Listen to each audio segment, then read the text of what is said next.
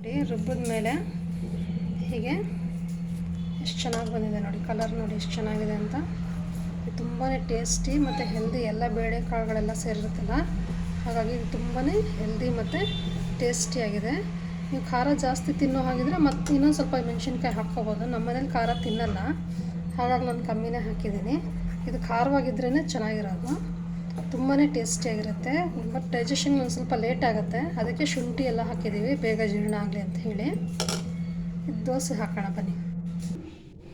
ಇದಕ್ಕೆ ಒಂದು ಸ್ವಲ್ಪ ಸೋಡಾ ಹಾಕ್ಕೊಳ್ಳೋಣ. ಉಪ್ಪೆಲ್ಲ ರುಬ್ಬೇಕಾದ್ರೇ ಹಾಕಿದ್ದೀವಲ್ಲ, ಒಂದಿಷ್ಟು ಸೋಡಾ ಹಾಕಿ ಚೆನ್ನಾಗಿ ಮಿಕ್ಸ್ ಮಾಡ್ಕೊಳ್ಳೋಣ.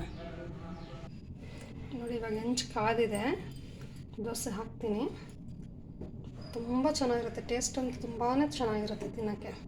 ಮಕ್ಕಳಿಗೆ ಕೊಟ್ಟರೆ ತುಂಬಾ ಹೆಲ್ದಿಯಾಗಿರುತ್ತೆ, ಎಲ್ಲ ಬೇಳೆಗಳೆಲ್ಲ ಸೇರಿದ್ರಿಂದ ತುಂಬಾ ಹೆಲ್ದಿಯಾಗಿರುತ್ತೆ. ಅದು ಕಲರ್ ನೋಡಿ ಎಷ್ಟು ಚೆನ್ನಾಗಿದೆ ಅಂತ. ನಾನು ಒಂದು 8 ಬ್ಯಾಡಗಿ ಮೆಣಸಿನ್ಕಾಯಿ, ಒಂದು 8 ಖಾರದ ಮೆಣಸಿನ್ಕಾಯಿ ಹಾಕಿದ್ದೀನಿ. ಖಾರ ಜಾಸ್ತಿನೇ ತಿಂತೀವಿ ಅಂದರೆ, ಖಾರ ಇದ್ರೇ ಚೆನ್ನಾಗಿರೋದಿದೆ ಆ್ಯಕ್ಚುಲಿ. ಖಾರ ಜಾಸ್ತಿ ತಿಂತೀನಿ ಅನ್ನೋದಿದ್ರೆ ಇನ್ನೊಂದು 4 ಮೆಣಸಿನ್ಕಾಯಿ ಜಾಸ್ತಿ ಹಾಕ್ಕೊಳ್ಳಿ, ಪರವಾಗಿಲ್ಲ, ಒಳ್ಳೆ ಟೇಸ್ಟ್ ಬರುತ್ತೆ.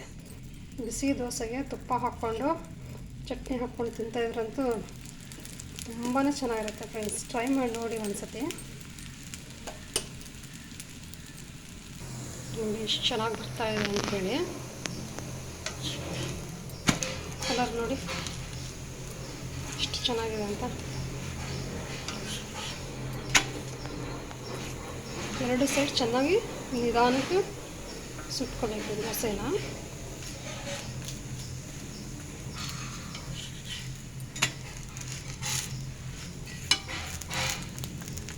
ನೋಡಿ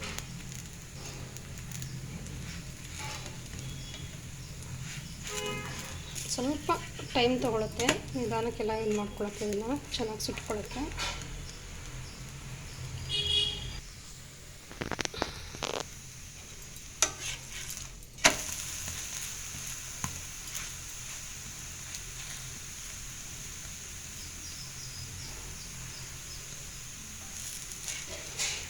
ನೋಡಿ ಎಷ್ಟು ಚೆನ್ನಾಗಿದ್ದೀನಿ ಅಂತ. ಇದು ನಮ್ಮ ತಾಯಿ ಮಾಡ್ತಾಯಿದ್ರು. ಈಗ ನಾನು ಮದುವೆ ಆದಮೇಲೆ ನಮ್ಮ ಮನೆಯಲ್ಲೂ ನಾನು ಅಭ್ಯಾಸ ಮಾಡಿದ್ದೀನಿ. ಎಲ್ರಿಗೂ ತುಂಬ ಇಷ್ಟ ಆಗ್ತಾಯಿದ್ದು.